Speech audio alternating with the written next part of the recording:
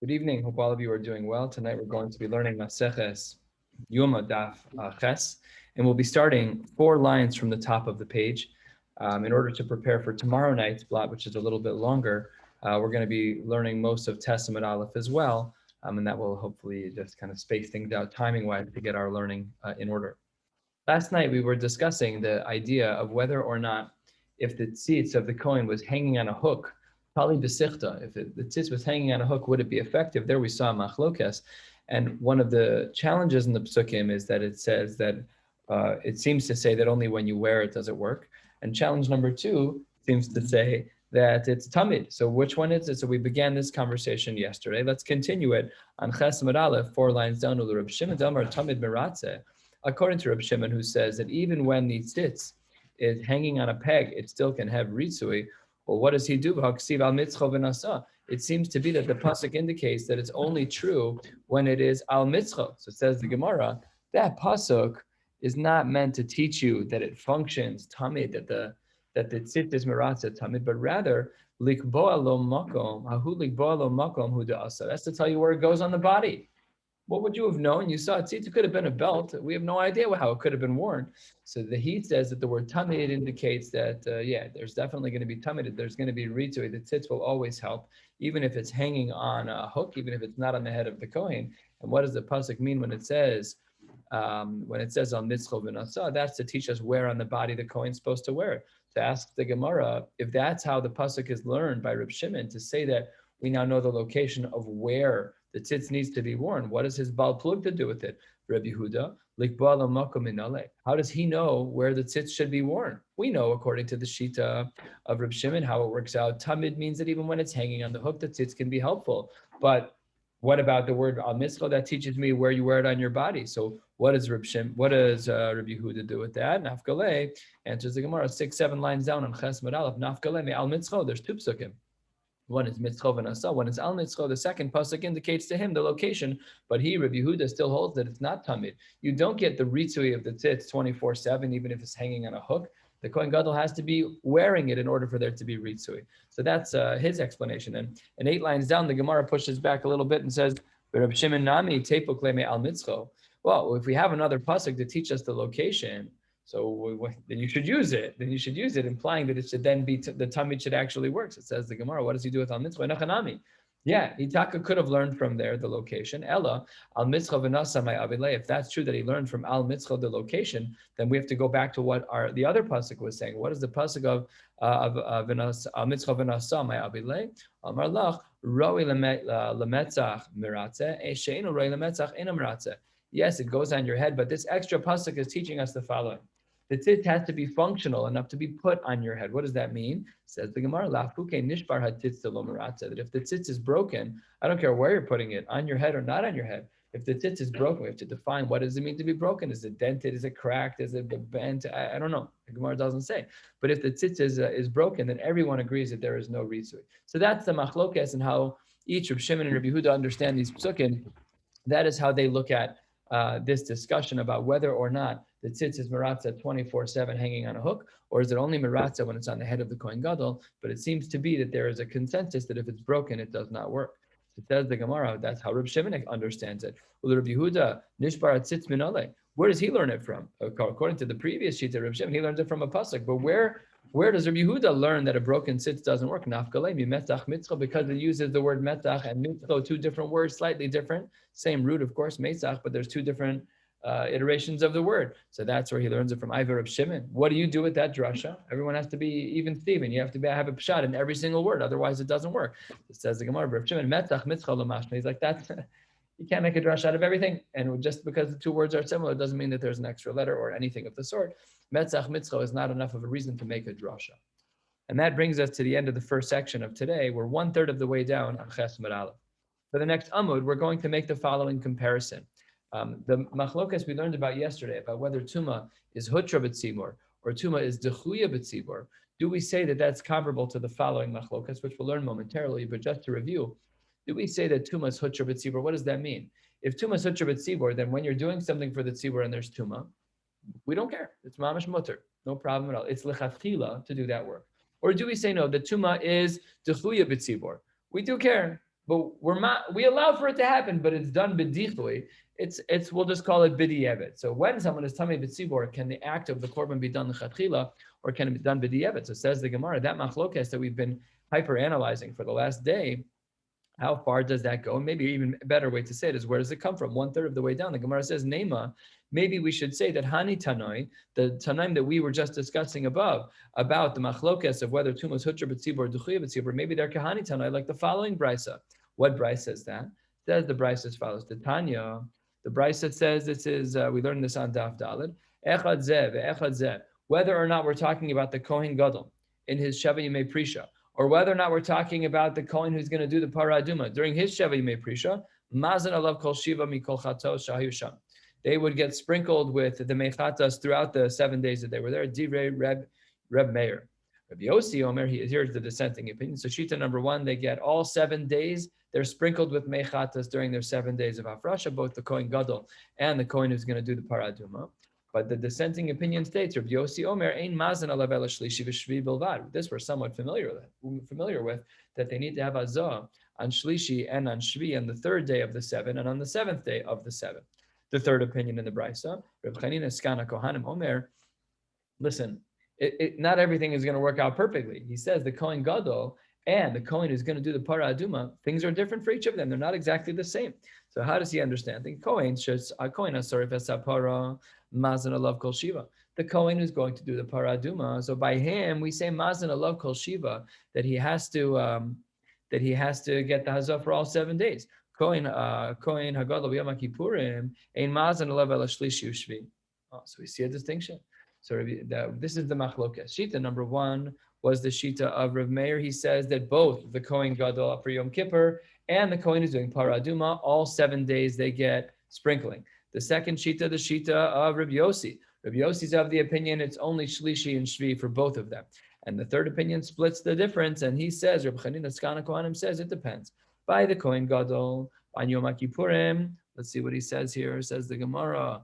By the Kohen Hasorif Esapar, he says they get all 7 days, and the Kohen Gadol for Yom Kippur, he gets Shlishi Shvi. So asks the Gemara, maybe this brisa is indicative of our machlokes of whether Tumas Hutra B'tzibor or Tumas Duchuy B'tzibor. Let's see how it works out. My labba kemiflage, we're halfway down on Daf Ches Amud Aleph. So it says the Gemara as follows. It looks like I missed a question here. Sorry about that.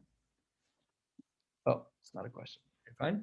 So the Gemara says, "My lab maybe the comparison between our machlokes of Tumah Hutra B'tzibor and Tumah Duchuy B'tzibor is similar to this machlokes. Rav Meir, who's of the opinion that you need a lot of sprinkling all 7 days. What does he hold? Rav Meir Savar Tumah Duchuy B'tzibor, because it's b'di'eved to do the hakrava, right? Because Tumah Duchuy B'tzibor.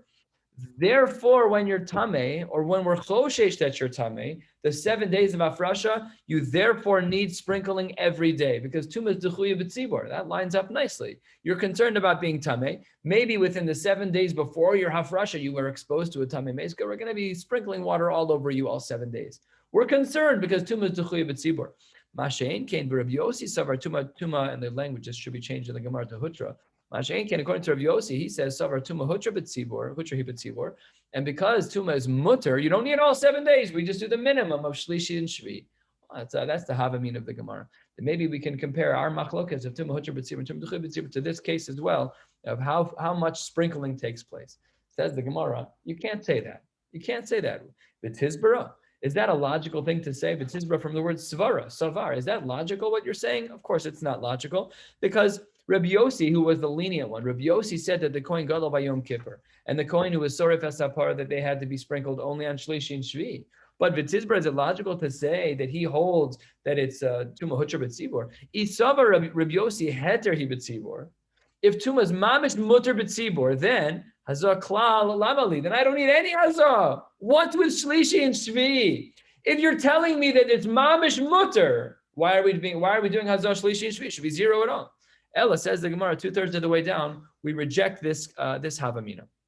We do not assume that the machlokes between Rabbi Yossi And Reb, who is the first one, and Reb Meir in this Mishnah that we just learned is talking about what we think it's talking about. Ela de kule alma. Everyone agrees that in this brisa that we just learned about whether or not they get hazah for 7 days or 2 days, everyone de kule alma hani tanoi sabre tuma dechuyu hibetzibur. Everyone agrees that tuma is dechuyu betzibur. V'hacha in this brisa we just learned at the top of the page here. V'hacha v'kamiflage. Here's really what Reb Meir and Reb Yossi are arguing about. Last of the short line. Rav Meir Savar Amrinan Tefillah Bizmana Mitzvah.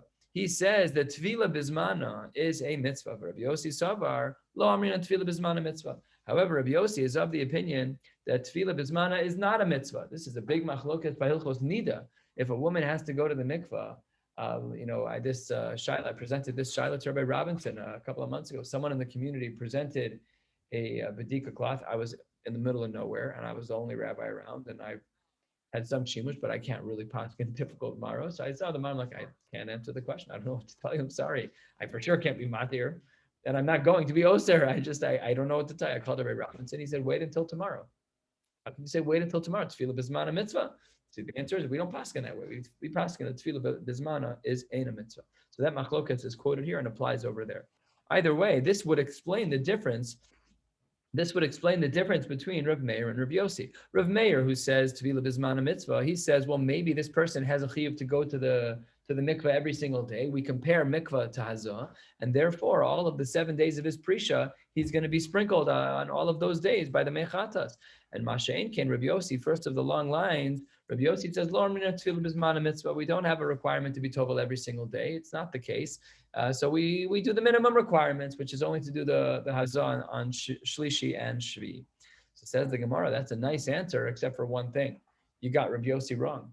The Rabbi Yossi you just quoted here seems to say that lo amrina tefillah b'zmana mitzvah. However, asks the Gemara, v'savar Rabbi Yossi lo amrina tefillah b'zmana mitzvah. You tried to paint the picture that our machlokes could be explained by whether or not we hold tefillah b'zmana mitzvah, and you said that Rabbi Yossi does not hold of it. Hatanya, but that's not true. 2 lines into the wide lines. That doesn't make sense. We have a brisa that says otherwise. Hare, shahaya shame, kasuv al b'saro. Let's say that a person wrote Shem Hashem on their hand. Okay, that's not a good idea.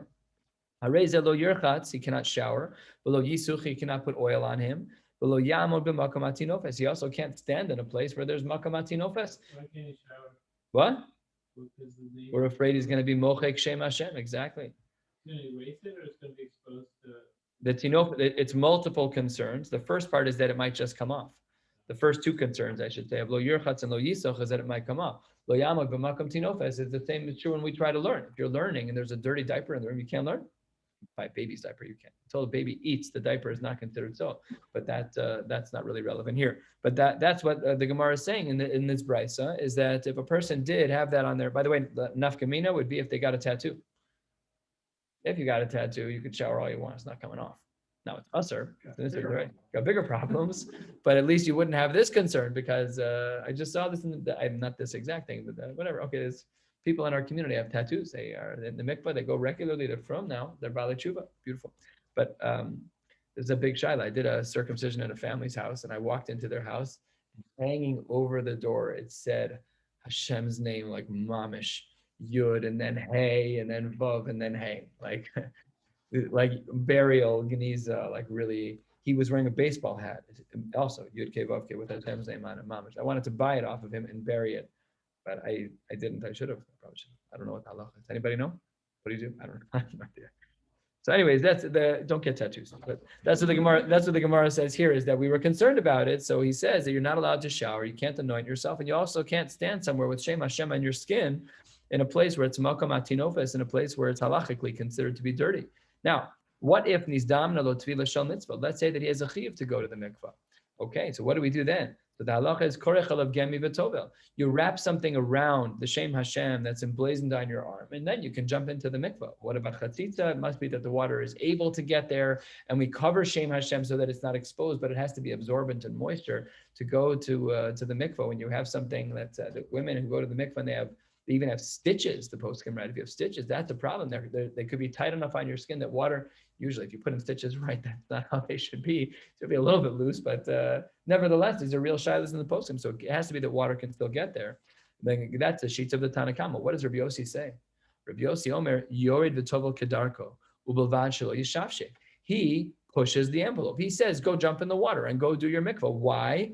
The reason why Rabbi Yossi says that he should go into the mikvah without even covering with the gemi is because the tefillah bisman mitzvah, the Tanakama kamiflage. That's what they're arguing about. The Tanakama savar, the Tanakama who says that this guy who wrote in ink on his arm Yud Kei Vav Kei, the problem is over there. He holds that he lo amrin on tefillah bisman mitzvah because we don't say tefillah bisman as a mitzvah, so you're not going to be told regularly. Mashein Kain Rabbi Yossi savar amrin on tefillah bisman mitzvah. Rabbi Yossi is of the opinion that taka we do say tefillah bisman as a mitzvah because tefillah bisman as a mitzvah you tovel regularly. But that's a stira because 5 lines ago you tried to explain the Mishnah above when we say that there is a sheet of Rabbi Yossi that it's only Shlishi and Shvi that they get the Hazah. You said that he must hold the opposite of this. It seems that he holds that tefillah bisman as ein a mitzvah. So you have a machlokas between 2 Rabbi Yossis. You made an error. And the Gemara agrees with that. We're 8 lines from the bottom. The Gemara says, you're right. We miscalculated. Ella says the Gemara, the Kule Alma, Lahani Tanoi, Amrinan Tfila Bismana Mitzvah, Bahacha Bahakam Yiflage. You're right. We tried as a second explanation to explain our Mishnah, to explain our Bryce at the top of the page about Hazah, to say that maybe it's all about Tfila Bismana Mitzvah. We said no. Everyone agrees that that's not the case. Really, Hacha Bahakam Yiflage. Rav Meir Savar, Makshinan Hazah Tfila. Rav Meir is of the opinion that we make a full comparison of Hazah to Tfila. And because we make a full comparison of Hazah to Tefillah, so therefore, because he's going to go to the mikvah all of those days, he should also do Hazah for all of those days. Rabbi Yossi Savar lo makshin on Hazah Tefillah, and this is the answer to our quandary. We started out by saying maybe we should compare our machlokes of Tuma Hutra B'tzibur and Tuma Duchliya B'tzibur to the case of Hazah, Rav Meir, and Rabbi Yossi. Says the Gemara, at the end, you can't compare. That's not what that Mishnah is talking about. That Mishnah is not talking about Tumah Hutra B'tzibur or Tumah Duchei B'tzibur. It's talking about whether or not we compare Tefillah to Hazah. It's totally a sidestep. It had nothing to do with our sugya at all. Says the Gemara, as the parentheses, because we didn't focus on his shita, but the third shita in that brisa, we saw Rav Meir and we saw Rav Yossi, and then we saw the shita that, remember, one that split the difference of Rav Chanina Skana Kohanim. He said that it really depends. It depends on whether you're the Kohen Gadol or you're the one who soref es hapara, different approaches for different ones. Says the Gemara, Reb Chanina Skana Kohanim, you can't really split the difference if this is how we understand the Mishnah. If we're going to say that really we do compare Hazah to Tefillah, then the Kohen should even be able to go to get Hazah on Yom Kippur. And ilo makish Hazah Tefillah, Tefillah Kohen serve as a par namilo. Then if we don't make the comparison, then the person who serves as a par shouldn't have it at all. So how do we understand the shita of Reb Chanina Skan Kohanim? The Gemara answers 3 lines from the bottom. La'olam lo makish. Really, Medina, Rav Yochanan Skan Kohanim does not make the comparison of Hazah to Tefillah. The Kohen at Sarf Hasapara Ma'ila Ba'alman. It's not really Le'ikuva that the person who Sarf Hasapara should get the Hazah. He doesn't need it, but it's the Ma'ila Ba'alma that he should get the Hazah, that he should get the sprinklings of the Mechatas. Says the Gemara, let's continue this line of thinking just a little bit further. 2 lines from the bottom. That's Ches Tamid Aleph.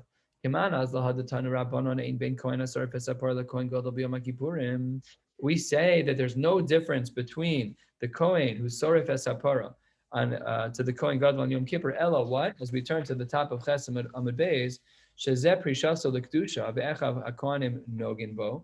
One of them is about Kedusha and making sure that he stays kadosh. So that if you take a look at the top Rashi, Dibur Hamaschel Shezeh Prishaso L'Kedusha Likanis L'Machan Eshchina V'lo Yehei Libo we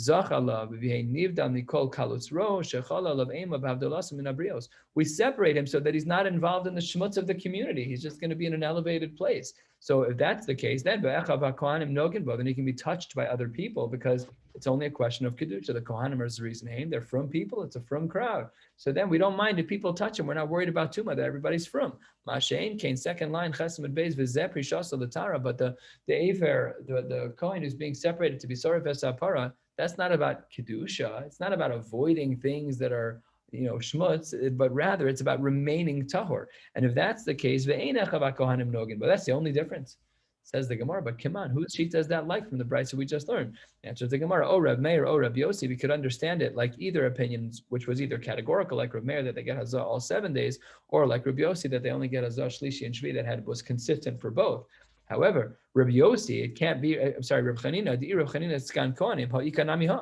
According to Rabbi Chanina Skan Kohanim, we have another difference from our Gemara. What's the difference from our Gemara says Ein Bain, right? There's no difference except for one. He says the only difference is the Prisha of Kedusha versus the Prisha of Tara. That's not true. We also have our difference. What difference is that? Rashi on the 5th line tells us what it is.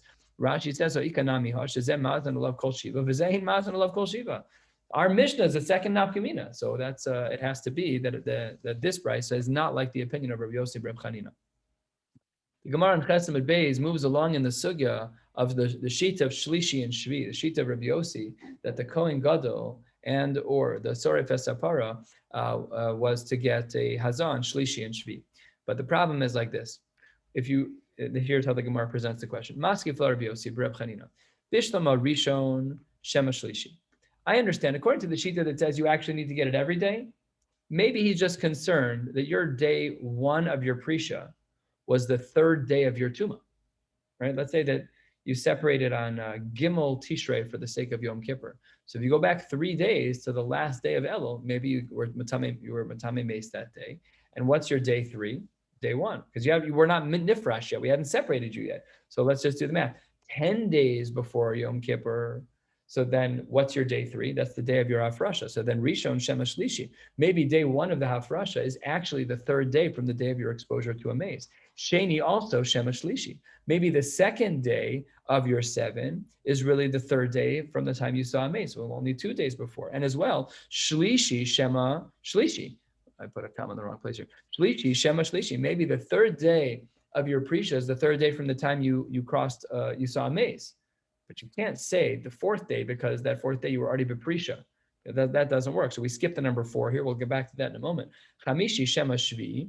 And maybe the 5th day is really your 7th day of exposure because maybe you saw Kohen. Maybe you were Matame Mace 2 days before you entered into Prisha. Shishi Shema Shvi and also Shvi Shema Shvi. That all makes sense. All of those days, I could do the math and come up with a calculation as to why it should be that we're doing a tefillah on that day out of concern, that maybe it's either the third days for days 1, 2, and 3 of your Prisha. Maybe it's your third day from being exposed to a mace. And as it relates to your 7th day, that 7th day of becoming Tameh, from the time you became Tameh Mace, could either fall out on days 5, 6, or 7 of your days of Prisha. What doesn't make sense is Ela Revi'i Lamali Azak Klau. Just think about the math. It doesn't make any sense. If your 4th day if your 4th day of your Prisha is your 3rd day of Tuma, you are already Nifrash. You definitely did not touch a mace on day 1 of your Prisha because you were already Nifrash. It can't be. So the Gemara says, why would you need ever to do Hazah on day 4? Day 4 is an impossibility, even if the only reason that you're doing Hafrasha, even if the only reason that you're doing Hazah is because you're concerned about when he might have seen a mace and become Tameh prior to your days of Hafrasha. But day 4 is never Shayach. Neither way is it Shayach, either to be day 4 or day 7. Lo b'shlishi ika l'svuke. It can't be day 3 because you were already b'Hafrasha. And below b'shvika l'svuke either. That doesn't make sense either. We would have known when it was. It would not have fallen out on that day. It would have been a day earlier. Says the Gemara, but hold on one second. L'tamei chazah kol shiva mi ika. That doesn't make sense no matter what you do. You can't say 3 and 7 always work out because we know that Hazah is an Isser Derabanan. The process of doing Hazah of the Mechatas, we treat it as an Isser Derabanan. And it's not Doches HaShabbos. There's always going to be a day of the week when we don't do Hazah. So what? So it says the Gemara, Shiva Levar Mi Shabbos. It must be that if the 7th day is Shabbos, whatever day is Shabbos, we skip the Hazah because it's an Isser Derabanan. And Hachanami here too, by day 4, Shiva Lebar Mishvi, Lebar Mirvi. And also in the 7th day, we also skip day 4. Good. You're asking a good kashka. You're right. Mathematically, it's true that you should not have to do it on day 4. Good. Don't do it on day 4. You're absolutely correct. On my Rabbah, halfway down on Chesed Beis, on my Rabbah Hilkach, therefore, Kohen Gadol b'Yom Kippurim, Dilo b'Didan Talya Milsa. See, Yom Kippur, we don't get to establish when Yom Kippur is. It's not like we choose. Yom Kippur is based on Kviyah D'Archa. Lo b'Didan Talya Milsa, b'Kviyah D'Archa Talya Milsa. How do we determine Yom Kippur? Somebody looks up at the moon toward the end of Elul and they say, guess what? It's Rosh Chodesh, which in this month is Rosh Hashanah. So it says, we don't get to choose when Yom Kippur falls out. We are always mafresh the Kohen Gadol on the third day of Tishrei, because it's 7 days prior to the 10th of Tishrei, which is Yom Kippur. So B'tzalasa b'Tishrei Bailaf Rushe Ladina. We can't get around that. No matter what, because we know when Rosh Chodesh fell out, we're always taking the Kohen on the third day of Tishrei to separate him.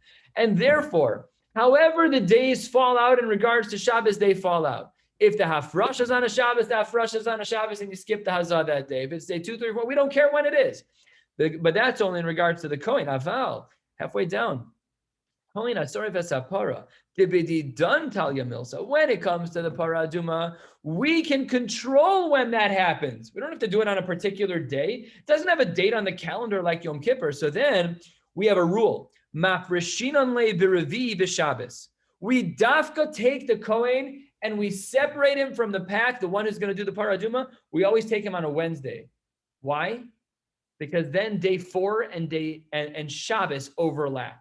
Because Wednesday's day 1, Wednesday, Thursday, Friday, Shabbos. And we said above in the Gemara, we're not going to do Hazah on day 4 because it makes no sense to do Hazah on day 4. Let's overlap that with Shabbos, which anyways has the Yisr Derabanan of Hazah. Perfect. Says the Gemara, Mafreshinan le, the Kohen is going to do the Para Aduma. We separate him on a Wednesday. Brilliant. Says the Gemara that when it comes to Yom Kippur, we don't have a choice. Tishrei starts when Tishrei starts. He's always separated on Gimel. When it comes to Para Aduma, we get to choose. We will always separate. And this is Ladina, quoted in the Rambam. Quoted in the Rambam, in Hilchos Para Aduma, that we always separate the Kohen for the Hafrasha, for Para Aduma, on a Wednesday, so that the 4th day will always overlap with Shabbos. That brings us to the 2 dots, 2/3 of the way down. We are about to jump into the beginnings of a sugya of a very, very well-known Gemara that we'll get to in Yirtzeh Hashem tomorrow on a little bit on Daf Test today, but more tomorrow on Daf Test and Beis about the Churban Beis Hamikdash. And this Gemara is the lead into that conversation, as you will soon see. 2 dots, 10 lines from the bottom, 2/3 of the way down Ches and Beis. We called it Lelishkas Parhedrin. Tanya, hold on one second. Rabbi Huda, Tanya Rabbi Huda, the Bryce, it says in the name of Rabbi Huda, Lishkas Parhedrin Haisa. That was the name. That's not the name. Parhedrin is, we'll see soon, it's not a complementary term. But it says, V'halo Lishkas Bilvate Haisa. The name of it was Bilvate, which had a very chashuv, it was a chashuv name. It wasn't a technical name, it was a chashuv name. Ella, why did we change our name? B'tchila, Hayu Kornas Lishkas Belvati. We used to call it a wonderful name of Belvati. However, mitoch shenotan olav mamon the kahuna machlif and osar kol shnei masar chodesh keparhedrin halalu shemachlif and osar kol shnei masar chodesh lefikach hayukorno salishkas parhedrin. So in the beginning, when we were doing good, when the Kohanim Gedolim were chosen based on the content of their character, great, wonderful. Then we called it the right name of Belvate. That's what it was called. But all of a sudden, when people were starting to pay to get to the front, they were buying the Senate seat. So then that's not Gishmak. And then we renamed it to say that they were Parhedrin. What was the real Musar? We'll see on the top of the page what the real Musar was, but here's a slight foreshadowing. They never made it out of their year, these Kohanim Gedolim. And during the times of the second Beis Hamikdash, as we'll see, there were hundreds and hundreds of Kohanim Gedolim, which means that they died. What else had a 12-year shift? The role of a Parhedrin, which was like an administrative type of figure, and his job was a 1-year job and he was gone. It was a knock to the Kohanim Gedolim who were paying to pave the way. You can't do that. I'm going to call you a Parhedrin so that the Kohen Gadol is getting the Musar, that you're being treated like the administrative staff who traded out his job every 12 months. Let's dig in and see what the Mishnah has to say. But first, we're going to interrupt with, it seems like it's out of left field. We'll come back to it in a moment, though. Tanan, the Mishnah writes, Tanan Hasam, about Nachtomen, bakers. Nachtomen, if there are bakers, and what's missing in the Gemara here is where the food came from. The Nachtomen who are taking food that was demai, which had a potential risk of it not having been meusar from an am haaretz. Hanachtomen, the bakers, lo chiyavu osan chachamim lahafrish al trumas meiser v'chala. You are only obligated, the chachamim only obligated someone to take out the trumas meiser, to take out we'll see in a moment what that is, and chala. That was it. You did not have to be mafresh anything else. Bishlama Truma Gedola, I understand why we don't have to bring Truma Gedola. Bishlama Truma Gedola lo, why don't I have to bring it to Tanya as we turn to the top of Testament Aleph? Because the Brisa writes, Lefisha Shalach B'chol Gvul Yisrael. The Rosh ain't mafresh no Truma Gedola B'vad. That's it. We saw that the Amei Haaretz were being mafresh already. So because they were being mafresh, we didn't need to. We saw everyone B'chol Gvulos Haaretz.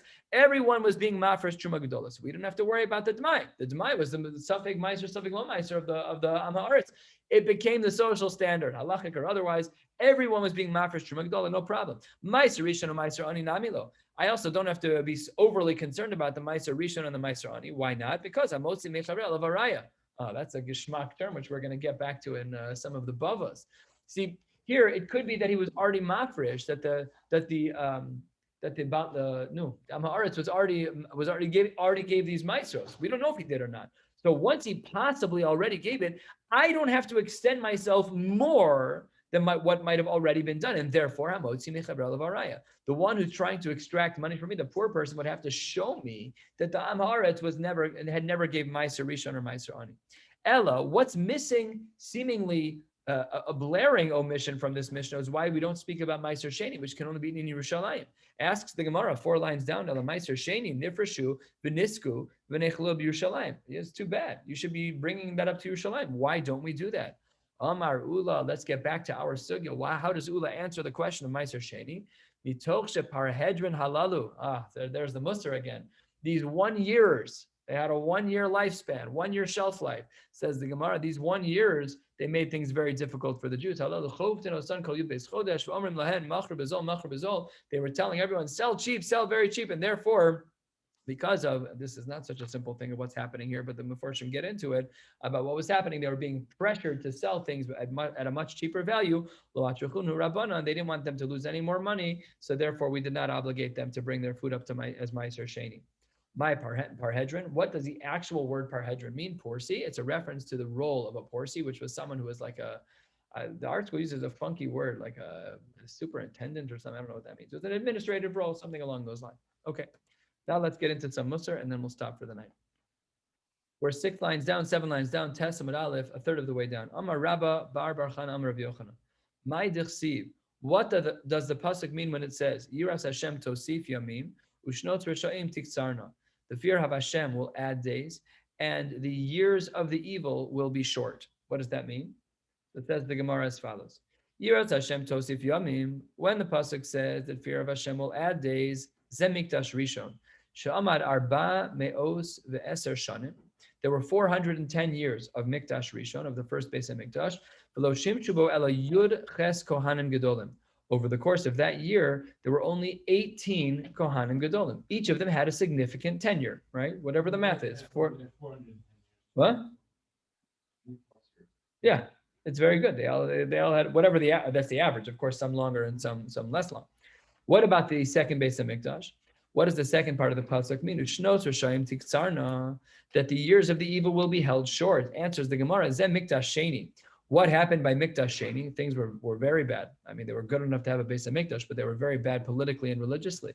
She'amad Daled Meos Ve'esrim Shana, stood a little bit longer than the first. A good piece of trivia. Beis HaMikdash number 1, 410. Beis HaMikdash number 2, 420. Says the Gemara, Daled Meos Ve'esrim Shana. V'shimshu bo yoser mishlosh meos kohanim. That's unbelievable, because remember, the way you lose your status as a Kohen Gadol is by dying.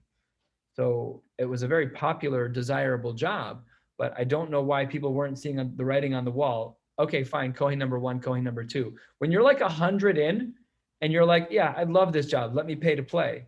Like, I don't understand what was going on, but that was definitely happening. You want to die with kavod. I mean, kavod takes you out of the world. It's kamikaze. It's a suicide mission. What? Yeah. So it says the Gemara in detail, 2/3 of the way down, second of the wide line. Say mehen mem shana sheshimesh Shimon HaTzadik. Some of the Kohanim Gedolim were Geshmak. Shimon HaTzadik, 40 years. He had a long tenure. Ushmonim sheshimesh Yochanan Kohen Gadol. That's 80. So what are we up to now? That's 120 of the years. So we have about exactly 300 years left. What? Yeah, we have 300 years left. Eser Sheshimesh Yishmael ben Pavi, 10 years. The Amrila Yud Aleph Sheshimesh Rebbe Lazar ben Charsom. So all of these had reasonable tenures. They all made it through numerous years of Yom Kippur. Mikan va'elach tzei v'chashov kol echad ve'echad lahotzi shnaso. That's unbelievable. 300 years every year the Kohen Gadol would die. It should be the job that no one would ever want, even though it's the job that a Kohen should really want deep down, but not this way, to do it right. So starting tomorrow, 5 lines from the bottom, we're going to pick up and we're going to get into what happened with the Batei Mikdash, the famous Gemaras about Tzinas Chinam that we are well aware of. We're in the Yomei Sfira, so appropriate to put a focus here as well. and we will pick up in Yirtzeh Hashem from here tomorrow. Wishing you all a beautiful night. Good night. Good night.